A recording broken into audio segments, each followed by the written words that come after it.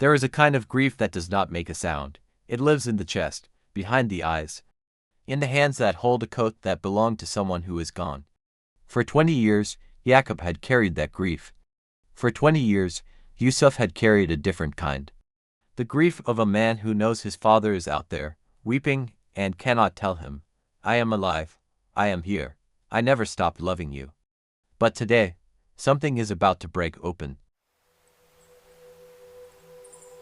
The brothers had come home from Egypt with full bags, return money, and a demand that must have landed like a stone in still water.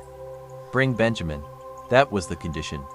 No Benjamin, no grain, no survival. The famine was not getting better. Their supplies would not last. There was no negotiating with a drought. But Yaqub had heard this before, not the words, but the shape of it. Send a son south, trust us, it will be fine. He had heard that before, and he had spent 20 years picking up the pieces.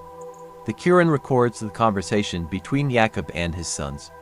The brothers tried to reassure him. They gave their word. They made a covenant, invoking God as their witness, that they would protect Benjamin and bring him home. Surah Yusuf 12 verse 66 says, Yaqub said, "Never will I send him with you until you give me a promise by Allah that you will bring him back to me, unless you should be overwhelmed." He asked for the highest possible guarantee. Not their word, God as their witness. They gave it. And then Yaqub, this old man who had buried his grief in a coat for 20 years, whose eyes were failing from weeping, whose back carried the weight of losses most people never face, said something extraordinary. Not because he was not afraid, he was afraid. The Quran tells us clearly that he was. Surah Yusuf 12 verse 64, he said, Allah is the best guardian, and he is the most merciful of the merciful.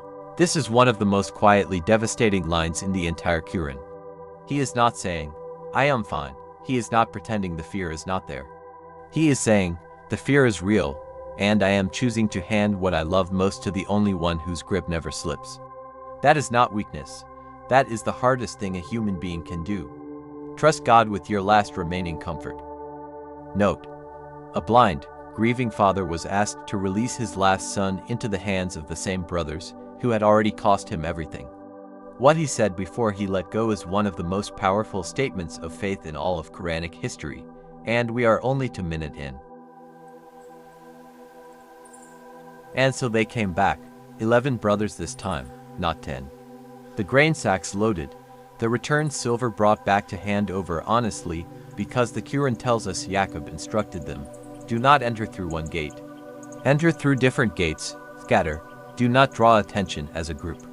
This was the wisdom of a father who understood that presenting 11 sons together in a foreign land was a display of wealth and family that could attract danger. He was protecting what remained. But then Yaqub said something that stopped the practical advice in its tracks. Surah Yusuf 12 verse 67. He said, and I cannot avail you against Allah at all. The decision is only for Allah, upon him I have relied, and upon him let those who would rely indeed rely. I cannot protect you from what God has decided. Think about what it costs a father to say that out loud. To look at his sons, 11 of them, the people he loves most in the world, and say, my advice is just advice. My precautions are just precautions. Whatever is written will happen. And I have placed all of you in the hands of the one who knows things I will never know. The Quran says the brothers followed his advice about the gates. But it then says quietly, almost as an aside. Surah Yusuf 12 verse 68 says, but it did not avail them against Allah at all except it was a need within the soul of Yaqub which he satisfied. The practical precautions could not change what God had already decided. They were entering a story whose ending was already known to God and would not be altered by which gate they chose, but Yaqub needed to do what he could. And God honored that need. That is what loving parents do. They take every precaution they can, and then they let go and pray. 11 brothers entered Egypt through different gates, and found their way to the minister's hall. 11 brothers, different gates, a father's last attempt at protection. But the Quran says clearly, none of it could change what God had already decided. They were walking into a story God had been writing since before Yusuf was thrown in that well. Stay with us. The Quran Surah Yusuf 12 verse 69 says, And when they entered upon Yusuf, he took his brother Benjamin to himself. 5 words. He took his brother to himself. In those 5 words lives everything. The 20 years, the well, the slave caravan, the nights in the minister's house wondering if Benjamin was all right, the years in the prison wondering the same thing, the day the 10 brothers walked in without him and Yusuf had to hold every feeling behind a composed face and ask through an interpreter, "Where's the youngest one?" All of it compressed into 5 words. He took his brother to himself. Benjamin did not know yet. He was standing in the hall of the most powerful minister in Egypt, brought here under political pressure to secure the grain supply. He knew only what the brothers had told him, which was very little. He did not know that the man in the Egyptian robes was the same person who used to chase him through the fields of Canaan, the brother who used to stay up too late telling stories, the one whose coat was brought back to their father soaked in blood. But Yusuf knew. And in that moment, the moment described as him taking his brother to himself, something that had been held at an impossible tension for 20 years finally had somewhere to go. Note, 20 years. He had not seen that face in 20 years. And when Benjamin walked through the door, the minister of Egypt, the man who had stood unmoved through every test this story had thrown at him, had to leave the room. Keep watching. The Quran tells us something extraordinary next. Yusuf took Benjamin aside privately, away from the 10 brothers, away from the court officials, away from every watching eye, and he whispered something to him. Surah Yusuf 12 verse 69 says, he said, "Indeed, I am your brother, so do not despair over what they used to do to us." I am your brother, he said. Think about what those 4 words meant to Benjamin. He had grown up in a home defined by an absence. Yusuf had been gone since Benjamin was small, gone in the most traumatic way possible, declared dead, mourned for years. His father had never fully recovered. The coat had been a presence in the house like a wound that would not close. And now, in a private room in a foreign country, in the middle of a famine, surrounded by Egyptian power and ceremony, the minister leans close and says, "I am your brother. Do not despair over what they used to do to us. Not what they did to me, to us." Even in this first private moment of reunion, Yusuf was including Benjamin in his pain, acknowledging that Benjamin had also suffered the loss, that this wound had 2 sides. And then, the Quran tells us, Yusuf wept. The man who had held his composure through the most brutal series of tests any human being in this story had faced, wept, privately, away from the eyes of the world. He did not weep in self-pity. He did not weep in anger at his brothers.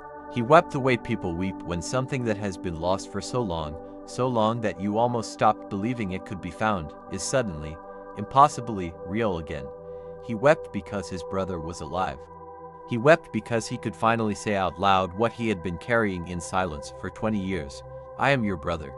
Note, in private, away from every watching eye, Yusuf leaned close to Benjamin and said for words he had been carrying for 20 years, I am your brother. And then the minister of Egypt wept.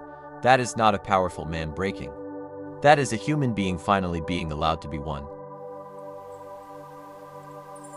But the reunion is not yet complete. Benjamin is here. Yusuf has seen him. He has whispered the truth in his ear. He has wept in private, and now Yusuf has a problem. Benjamin is going to have to go home, because the 10 brothers are here. They have done nothing wrong today. They brought their brother as instructed. They returned the silver honestly. They held to their covenant. They have fulfilled every condition Yusuf set. And if they leave with Benjamin, Yusuf does not know when or if he will ever see his brother again.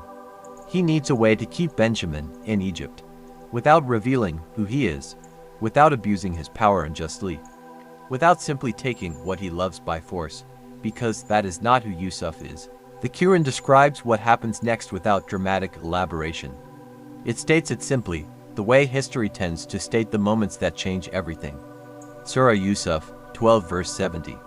So when he had furnished them with their supplies, he put the king's drinking cup into the bag of his brother. The cup, a royal Egyptian measuring cup, the kind used for grain distribution, marked with the king's seal, placed quietly into Benjamin's supply bag. Hidden, without Benjamin's knowledge, by Yusuf's own arrangement. Now, before anyone accuses Yusuf of deception, The Quran and scholars of Islamic interpretation give us something important. Yusuf had been given revelation. He had been told or understood through his prophetic knowledge that what he was doing would serve a divine purpose, that this was the mechanism by which a far greater reunion would eventually be brought about, that the temporary separation that looked like injustice was part of a story that was moving toward a mercy no one else in that room could yet see. He was not stealing. He was not falsely imprisoning an innocent man. He was setting in motion the next chapter of a story God had been authoring since before Yusuf was put in a well. But Benjamin did not know this yet. The brothers did not know this yet. And as they loaded their camels and prepared to leave for Canaan, a herald would soon cry out behind them, "You are thieves." And everything was about to fall apart, again. Note, Yusuf had what he needed in one hand, and everything he feared losing in the other. So he made a choice. He placed a cup in his brother's bag. And the moment it was discovered, the brothers' world was going to collapse. Next episode, the accusation, the search. The worst moment of Benjamin's life, and the test that will reveal what the brothers are truly made of now. Do not miss it. He saw his brother's face. He said for words in private, and he wept. 20 years of holding it together, and Benjamin's face was the thing that finally broke through. And then Yusuf composed himself, went back out, fed the people, and quietly placed a cup in a bag, because the story was not finished yet, and he was the only one in the room who knew it. Drop a comment and tell us, what moment in this episode hit you hardest? We read every single one. And subscribe. Because next episode, the cup is discovered, the brothers are accused, and the test that started 20 years ago in a well is about to reach its most devastating chapter. Like, subscribe, comment, share this with someone who needs a story about holding on.